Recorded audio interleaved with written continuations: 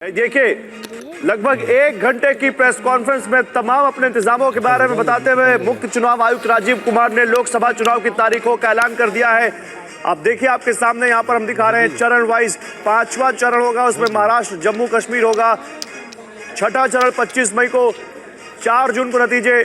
ये हम आपको बता रहे हैं कि कैसे 7 चरणों में 1 जून को 7वां चरण होगा। ये आपके सामने हम यहाँ लोकसभा चुनाव की तारीखों का आपके सामने सारा ब्यौरा रख रहे हैं। 19 अप्रैल पहला चरण होगा। दूसरा चरण 26 अप्रैल को 89 सीटें। तीसरा चरण आपको बता दें होगी। चौथा चरण 14 मई को होगा, 13 मई को होगा। 96 सीटों पर पोलिंग होगी।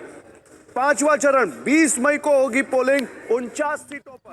6ठा चरण 25 मई को यहाँ पर पोलिंग होगी, 6ठे चरण में 57 सीटों पर। और आखिरी जो चरण है 7वां चरण 1 जून को पोलिंग होगी 57 सीटों पर। और नतीजों की तारीख है 4 जून। यह आपके सामने सारा ब्यौरा हमने यहाँ पर रख दिया है। पहले चरण से लेकर 7वें चरण तक आप देखिए फेज वाइज सीटें कितनी है, क्या तारीख है, ये हम आप इस वक्त आपको बता रहे हैं। और ये स्टेट वाइज भी देख सकते हैं। राजस्थान, त्रिपुरा, मणिपुर में 2 चरण में चुनाव होंगे। इसके अलावा छत्तीसगढ़ और असम में 3 चरणों में चुनाव करवाए जाएंगे। ये 543 सीटों का पूरा ब्यौरा आपके सामने। मेघालय, नागालैंड, पुडुचेरी में 1 चरण में चुनाव होगा। हमारे साथ यहाँ पर अवधेश जी हैं और शंभू जी हैं, वरिष्ठ पत्रकार। अवधेश जी, क्या लगता है आपको, इन तारीखों से कुछ समझ में आता है? कोई पहला विश्लेषण आपका? देखिए, कुल मिलाकर 77 दिनों तक भारत में चुनाव की प्रक्रिया रहेगी। नोटिफिकेशन से लेकर परिणाम तक 77 डेज।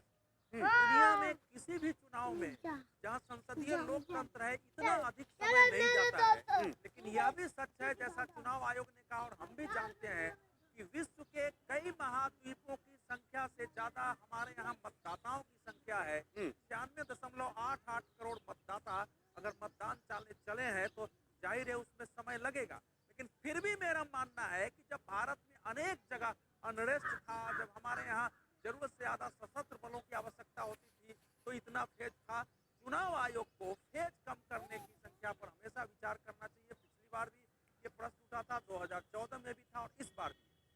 सर, लेकिन इस वक्त एक हमारे जितने भी दर्शक हैं आपके सामने सबसे बड़ी खबर यह है, 7 चरणों में इस देश में एक उत्सव जिसे हम चुनाव कहते हैं वो होने वाला है। और 4 जून को काउंटिंग होगी।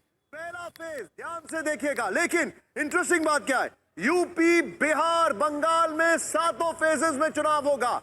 यूपी, बिहार, बंगाल में 7 फेजेस में चुनाव होगा। पहला फेज 19 अप्रैल, 102 सीट, सबसे ज्यादा सीटें पहले फेज में। दूसरा फेज 26 अप्रैल, करीब 89 सीट्स। तीसरा फेज 7 मई, 94 सीट्स। फिर उसके बाद चौथा फेज 14 मई को होगा, जो हम आपको दिखा रहे हैं। 5वां फेज 20 मई को होगा और 6ठा फेज 25 मई को होगा, ये हम आपको दिखा रहे हैं। 7वां फेज 1 जून को और 4 जून को काउंटिंग। शंभुनाथ जी मेरे साथ हैं। हमारे देश के कोने कोने में हमारे रिपोर्टर्स अभी हैं जो कि आपको वहां की ताजा हालात बताएंगे। शंभुनाथ जी, यूपी, बिहार, बंगाल 7 फेज। लेकिन सर, एक बात है जो आज इस चुनाव में सबसे इंटरेस्टिंग है, 1,82,00,000 फर्स्ट टाइम वोटर्स, करीब 19 करोड़ 74 लाख 20 से 29 साल का वोटर। ये वो वोटर है जो देश का युवा है। ये कैसे इस चुनाव को देखेगा सर?